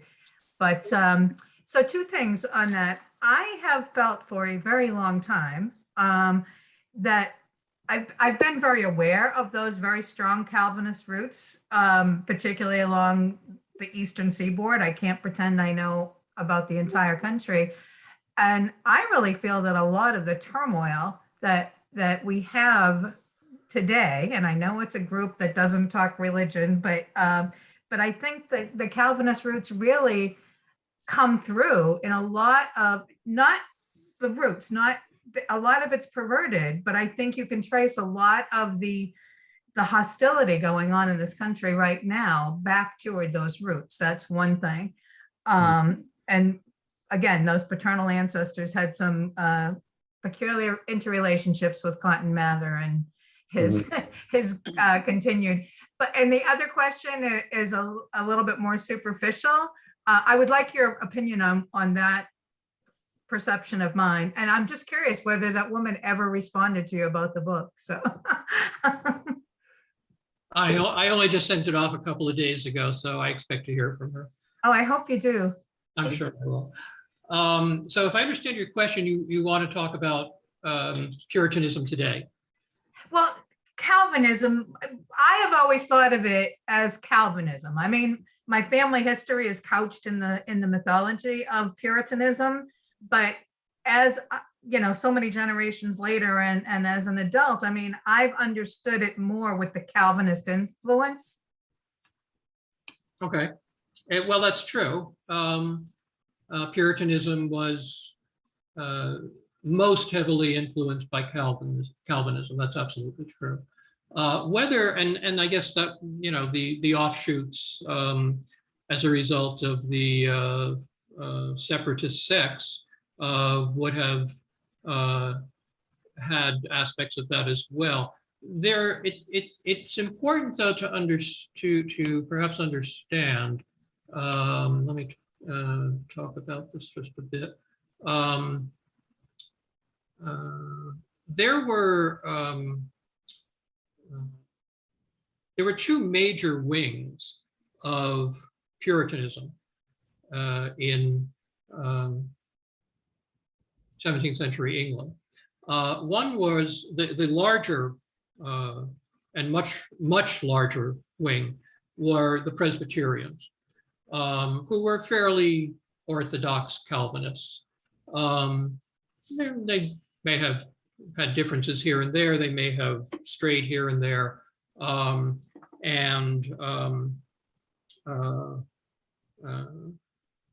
But for the most part, the London preachers were Presbyterians.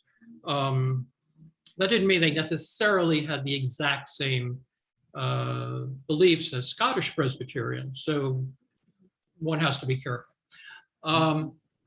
The other major wing, and they were a much smaller minority, were the independents or Congregationalists. They were much more tolerant. Presbyterians believed that everybody should be a member of a new Presbyterian church, just as had always been the case under feudalism, right? If you're a member of a country, you belong to that country's church. For centuries, of course, it was Catholicism. The independents didn't agree with that. They didn't want a national, they wanted a national church, but they did not want it to mandate what congregations had to believe or how they had to act. That was up to the congregation to decide. You know, they argued that no one could know what was in a person's heart.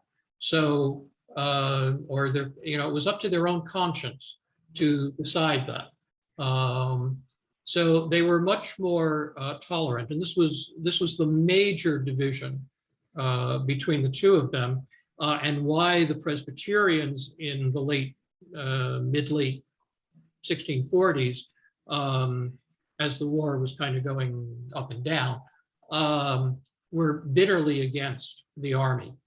I mean, they understood that they needed the army to defend them against the king, but other than that, they wanted the army gone because it was filled with all of these sectarians who, you know, and the leadership was mostly independent. And they didn't like all this mixing of Anabaptists and independents and so on and so forth. They didn't think that people should be in gathered churches, should be having unsupervised discussions about the Bible and religion. To them, this was sinful. You had to decide what was right and stick to it. So they were far more conservative.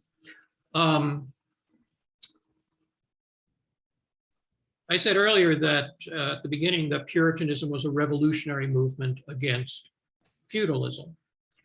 Well, of course, we don't live under feudalism anymore, do we? It's very late. It's much, much, much, much later in history. As a Marxist, I'm an atheist. If people want to believe, that's their private matter. But the intrusion of religion into politics in the last 40 to 50 years, to me, reflects the decay of capitalist society that we live under. This is retrogressive. Puritanism is no longer progressive, and neither is capitalism. And that's our problem. Right. So your instincts are not contrary to mine. I mean, that's kind of how I feel. It's a perversion of where we quote unquote theoretically started right now. it's not it's not exact. Well, maybe it's a regression. I don't know. But see, we have to understand that what's progressive in one era can be the opposite in another era. Right. History goes, we do make progress in history. There is a progression. We do evolve. And things can turn into their opposites. That makes sense. Thank you. Yeah, I understand that. Yeah, that makes a lot of sense. Just so you know, the church that original group of ancestors founded was a congregational church. Which one pull away congregational churches, and now that original church does not belong to the Union of Congregational Churches. I just find that all very fascinating. So thank you so much. Unless I'm very wrong, I believe Cotton Mather was a Congregationalist. Oh, yeah. And a very strange dude. Yeah, right. It was people like that the Atlantic merchants were talking with, and the kinds of beliefs that they had, which again in the 17th century was very progressive. Exactly. Right. So. And they wanted things to stay the same no matter how much reality changed. That's always been my impression. Okay, thank you. I really appreciate your time. Thank you. Thank you. Thank you, Michael. We have Dean Byrne and then followed by Rolf. But I just want to make a quick point. I was listening to yes, hi Michael. Thanks for that. I'm from England, and I was just listening to the interesting storyline. But I think the religious factor was more prominent in Ireland and Scotland during the Civil War. I think it was more of a social issue, like you explained initially at the beginning, and it was more of a case of representation of the particular areas within England at the time, which was obviously forcibly pushed through more within London against the king because of his absolutism, and the cardinals and the religious aspect. And there's another factor actually when you said he entered the chamber, and on the English Civil War film, which was made a number of years ago, I always remember the words of what he said, and he turned around and he said, I see the birds have already flown. So that's another interesting point. Following on from that, you've also mentioned about the diggers' festivals. They still happen in England. I live in Manchester in England, and they hold an annual one every year in Wigan, and it's in relation to that. But also, I also feel that the religious aspect that certainly continues or did continue in the 60s and 70s was the religious split, which happened in Northern Ireland, and obviously even from a sports contribution these days, you still have a slight split in Scotland as well. So it's yeah, the remnants of that are still there. Oh, absolutely. Oh, there's no question about it. Yeah. We are still living. I mean, that's what makes this, in part, I think that's what makes this whole topic very interesting, or at least interesting to me, because we are still living with many of the outputs of that whole history, including the American Bill of Rights, by the way. So yeah, as a matter of fact, when I was in England in 2018, I did see a Wiccans at Stonehenge, which I had gone to. They are the only people who are actually allowed to go right up to the stones. Everybody else is kept at a distance now. Yes. I certainly, I agree. I mean, I think that the Civil War, whole Civil War period, the English Revolution, fundamentally, or most fundamentally, has a social explanation. And this was really Christopher Hill's contribution. Before Christopher Hill published his first book in 1940, it was, historians had for probably about a century called it the Puritan Revolution. Mm-hmm. And Hill said, look, it's not just religion. And it completely changed the way the historiography. Yeah, and obviously the religious aspect came when Charles II died. James II came to the throne. There was the problem then that followed on from that with the Jacobite rebellion, which obviously led on to the second Jacobite rebellion under Charles Edward Stuart. So again, you've got the religious aspect there as well that continued further on, and then sort of kind of faded away within Scotland for a long period of time, even though its ancestry is still there. But obviously, it's always been a prominent feature, or was, until the Good Friday Agreement was signed a number of years ago in Ireland, in Northern Ireland. So it's still there, really. And I have been to Belfast, and yes, it's a bit of a challenge. It's a bit of a difficult. You can still feel, in a certain sense, the division there, which is quite sad, really. Yes, it is. Events in history, good or bad, have consequences. Yes. It was a deliberate policy beginning with James I and really under Elizabeth to populate Ireland with English and Scottish settlers. Known as the Protestant ascendancy. But if I embark on a history of Ireland, we will be here all day. I did want to go back though and say, yes, I do think there's a social explanation for the English Revolution.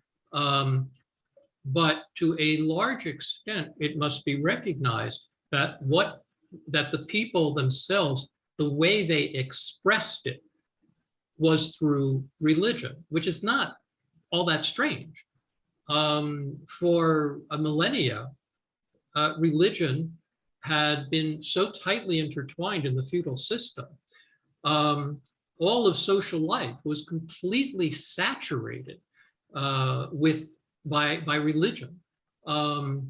So the relative freedom that came with the advent of the revolution, even people almost automatically, the only way they could conceive of it to a large extent was through a religious expression.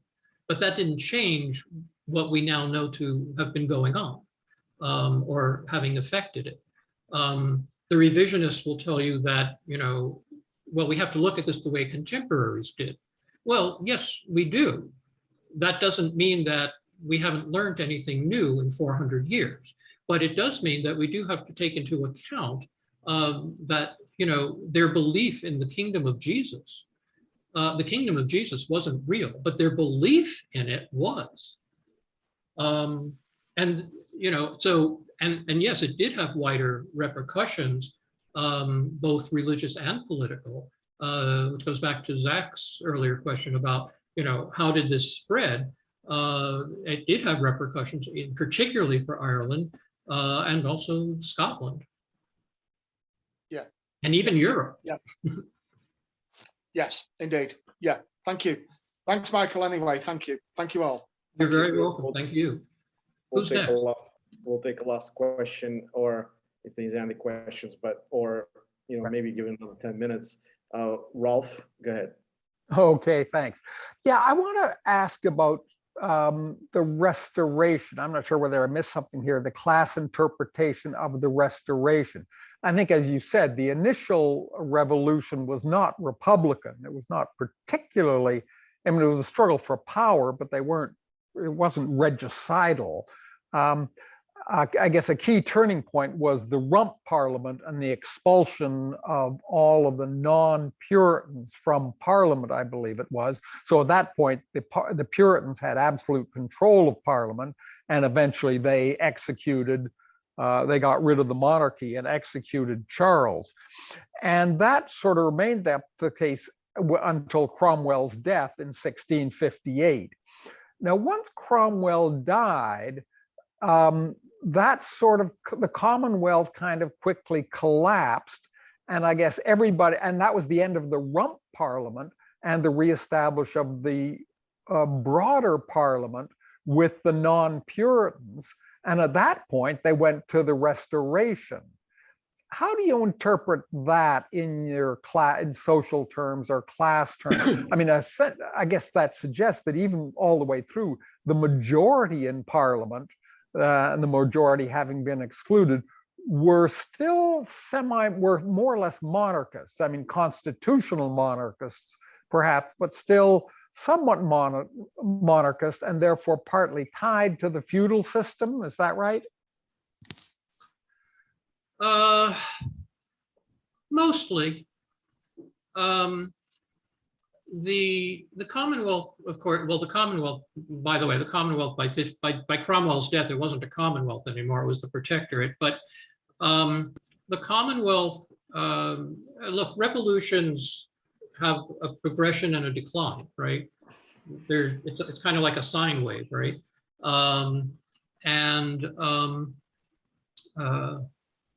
So the Commonwealth, as I was talking about earlier, was very unstable.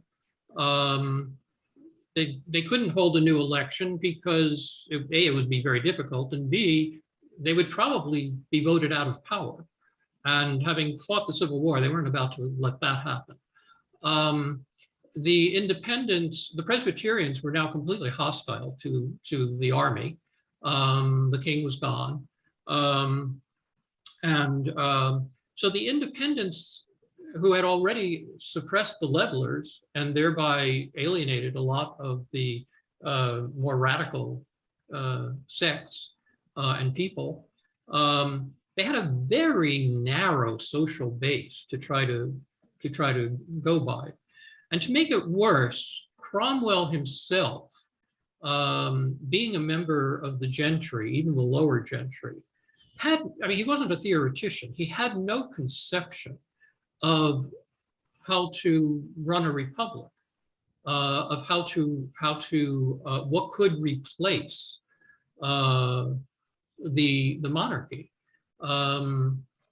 In fact, somewhere around 1647, 1640, must have been around 1647. He actually gave us a speech in Parliament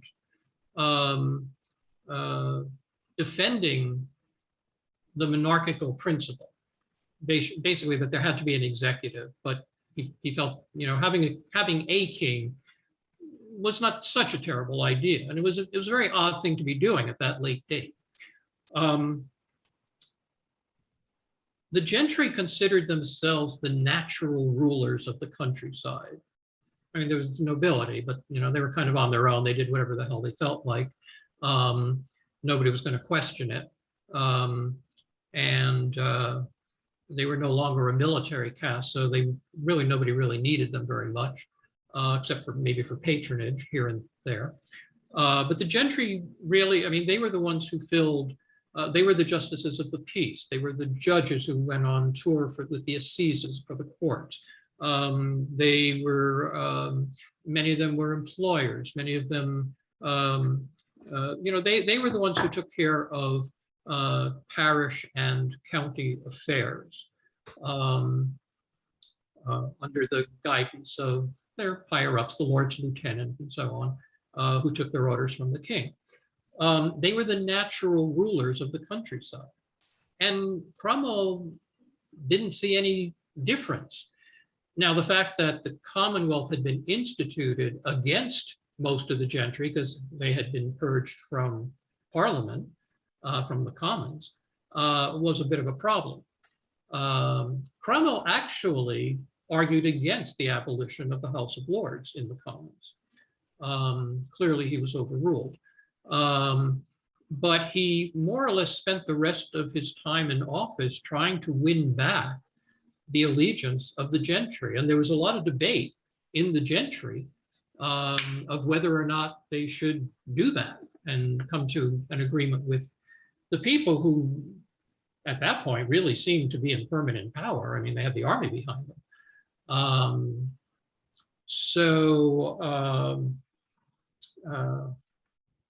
How is that looked at in a Marxist interpretation? To me, the protectorate is the decline. It's the period of the revolution when it's degenerating. If you like, by historical analogy, it's the Bonapartist period, or the period of Stalin in the early days of his rule.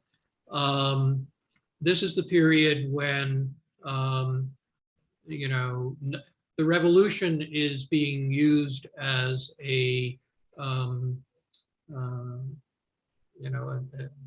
shibboleth, an idol.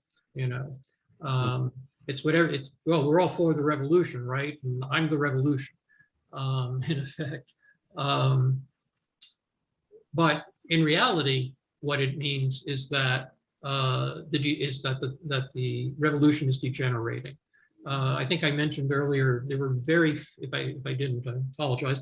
There were very few reforms that were actually passed by the Commonwealth or the Protectorate, and particularly the Commonwealth when everybody expected they would be. And in fact, that was Cromwell's reason for disbanding the rump of Long Parliament in 1653. He said, all you guys do is talk. You're not accomplishing anything. You're making matters worse. And they were. It was true. They had done a certain amount of work, groundwork on some reforms. But for the most part, none of this got taken care of.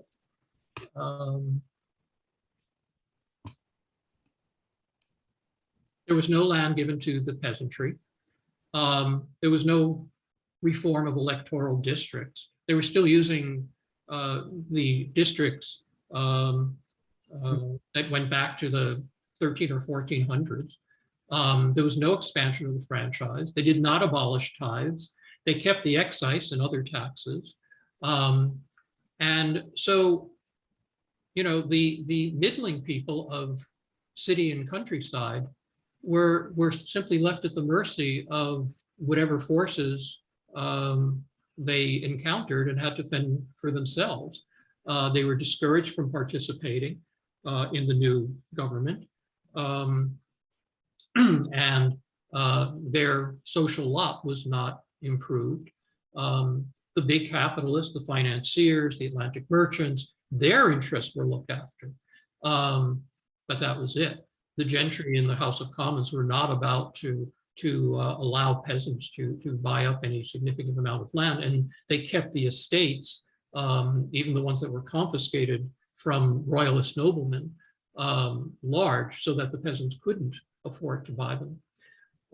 They were often just sold to speculators. Yeah, Cromwell's death. Yes, once Cromwell died, everything went to hell. Nominally, his son Richard took his place, which didn't last a year. But Richard was a non-entity. He didn't have any, he had been a child during the Revolution and Civil War.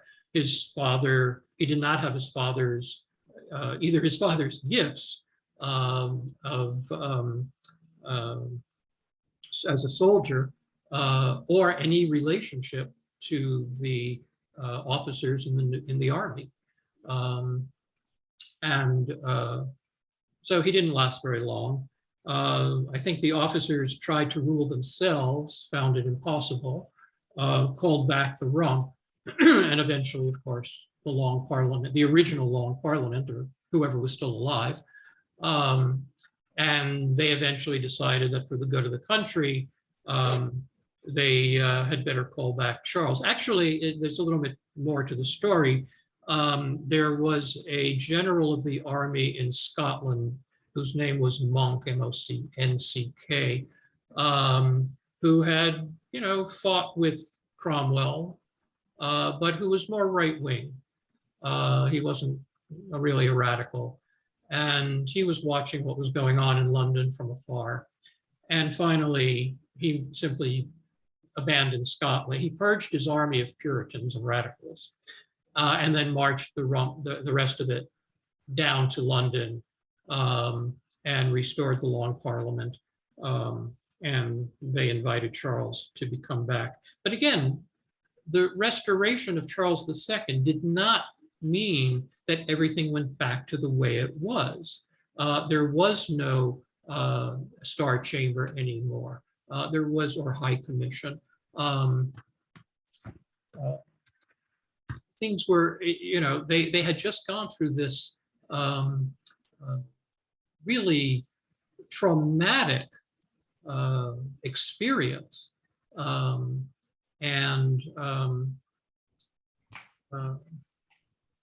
There was nothing that, nobody wanted to go back to war, that was for certain.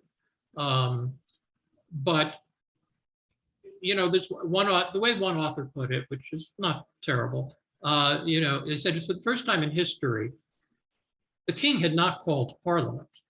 Parliament had called the king. And that kind of captures the feeling of it. Because Charles II had to continuously sort of look over his shoulder. And eventually things settled down and he got more control and he drifted toward Catholicism, and James came out as an open Catholic, and one thing and another. And the former radicals became the Whig Party, and a purely parliamentary party, and really didn't get all that far. Charles II he had enough control in Parliament to keep them from doing anything terrible, or anything he really didn't want to do. He also, by the way, bitterly prosecuted the Presbyterians in Scotland. I think it's probably the 1660s or so is called the Burning Days in Scotland.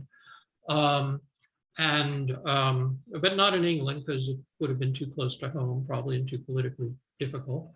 And when he died, his brother, the open Catholic, all of the same issues about religion, about civil liberties, about parliamentary liberties, all came to the fore, because James was convinced that all he had to do was re-Catholicize England and assert himself as an absolute monarch, and he, by God, was going to do it.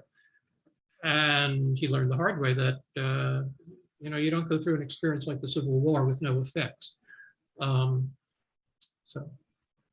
I guess we'll take a last question from Patty, and then we will. Just a quickie. I'm not super familiar with the whole digger thing, and I know you touched on it a little bit. Just curious, are the various digger movements that have come and gone in the United States over my lifetime, are they in any way related to the British movement? I don't know of any digger movements today.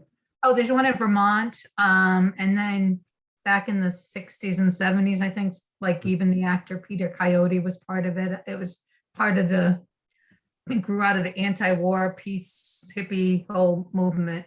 So Okay, just- I'm not surprised. It makes perfect sense.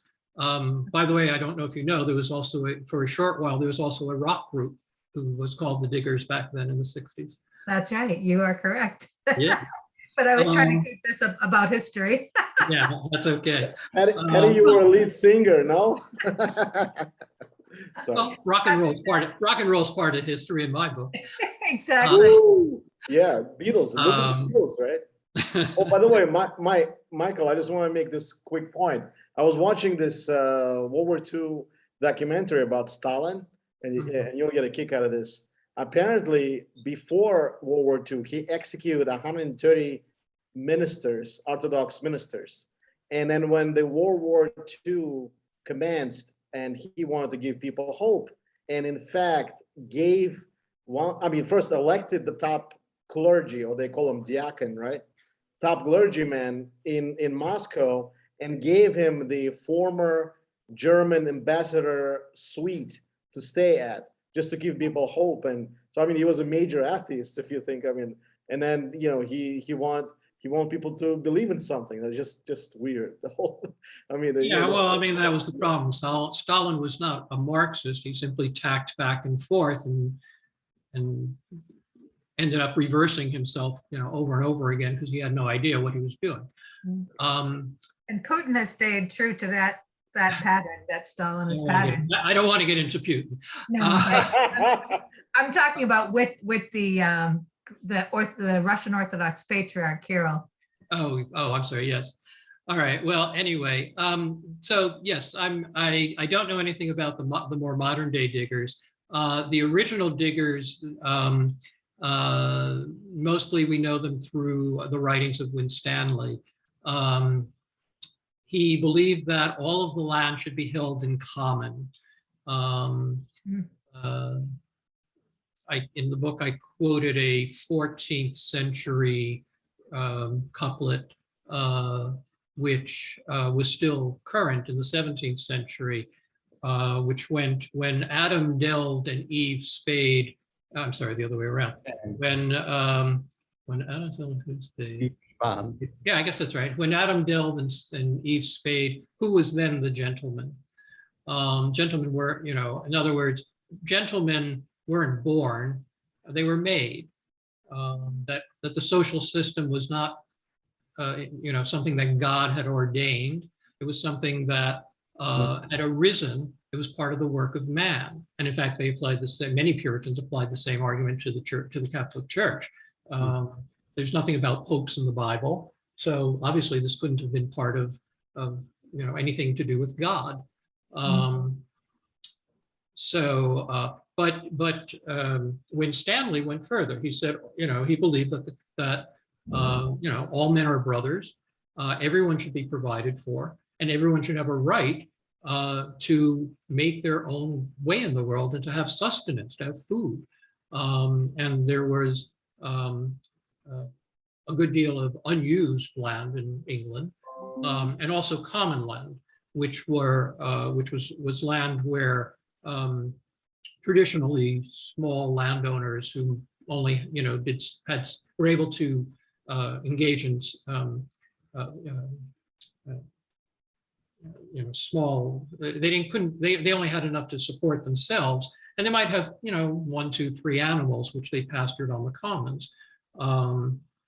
But the diggers felt that this land should be for them, that they should plant. They did. They tried to go and plant on the commons. Well, landowners, large and small, were against them, and they were very easily and cruelly dispersed.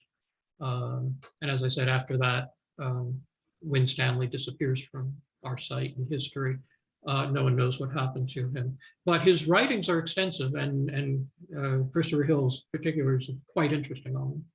It sounds like the ones that I'm familiar with then are based in the exact same philosophy, as you can imagine, growing out of the hippie movement. And Right, that's what I would assume. yeah, the one in Vermont, I think particularly because there's a whole kind of unfortunately a gentrification thing going on in Vermont where people of a certain level of wealth want to buy up property, and some native Vermonters, I think, are of a different mind on that issue. So, and it sort of fits with what you're saying. Uh-huh. Thank you very much. This has been Thank you, wonderful. Michael. Very This was welcome. Thank really, you. really, really. So Let me just add one more plug. There's a lot more detail in the book. So I was just going to say, I'm looking forward to reading it. So, so I put the link. it is not, let me also add, it is not on Amazon. oh, okay. The ebook is available from Barnes and Noble, Apple Books, a number of others. If you want a print book, you must get it from the publisher's website. Which is what I see that. I think Zach has very kindly put that into the chat. Okay, yeah, I just copied it. Thank you. And tell Jeff hi, and we definitely appreciate that you guys collaborated so well, and it was such a short period too, like 2 years, right? Less than 2 years, right? That Yeah, that's about what it was, right? Yeah, maybe even a bit less.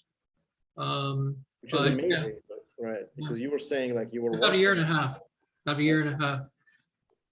I could not have done it without him, and the fact that he saw such value in it is just, what can I say?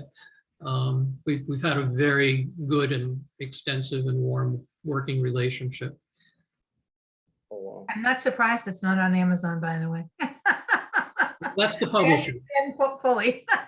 I would have done it, You would but have. the publisher was like, they're bullies and they're too expensive. And it's a very small company, so they just we have to. You can't expect them to pay for things that are just outrageous. Yeah, and it fits. It's in keeping with what I understand of your philosophy, so I appreciate that. Yeah, because Jeff's publishing the most intellectual, self-improvement type of, history books, this fits right in, very intellectual, and but today presentation, I'm hands down awesome. I appreciate it, Michael, and thanks for really in-depth knowledge and that explanation of what that period represented, and particularly in the book, it was very done in such a way that it pointed us in the right direction. And even Petty had said it the best, and she goes like, I have understood it better from you. So thank you so much. And I hope Michael, once in a while, drop down, I know you're busy right now. I keep thinking about it. It's been hectic. It's been a lot. It's been really hectic, and I'm so glad. And there is a couple of Mike's interviews on YouTube. If you guys want to really get into more of a detail, there's one in January was posted. I forget the name of his channel, but it was such an incredible interview. I really liked it. It's called The Sensible Socialist. Sensible Socialist, yeah, very nice. And it was hands down. It was very, very nice. I mean, he lets you kind of like talk. It was almost like a anti-Joe Rogan podcast. Well, he asked questions and he made comments, but yeah. And the other one is called Versus History, and that was, I think, in February. Is that right, Zach? Yes, that's right. And so Michael's making rounds. I love it. When you have a book signing anywhere, you let us know. We're coming down. Sure. What was the title of the second? Versus History, VERSUS. Oh, yes, thank you. The Sensible Socialist and Versus History. Yep. Thank you. Yeah, and of course, Michael will help us get the Sensible Socialist to talk in our channel one day or something. Oh, that'd be if you're gonna put us through that, it would be interesting, because different perspectives. It's interesting. I definitely want to hear that. And so I want to wish everybody a nice, whoever is joining us for the Roberts Walk on Brooklyn Bridge today, let us know at 5:30. If not, I want to thank everybody. Thank you, Michael, again. Thanks for having me. And then have a nice the rest of the weekend. Thank you again. You and Robert can toast my birthday today. Oh yes, I'll bring champagne. Yeah. Thank you. I'm sorry I couldn't join you, but thank you all so much. No problem. Thank you. Have a nice one, guys. Bye. Take care, guys. Take care. Bye. Thank you.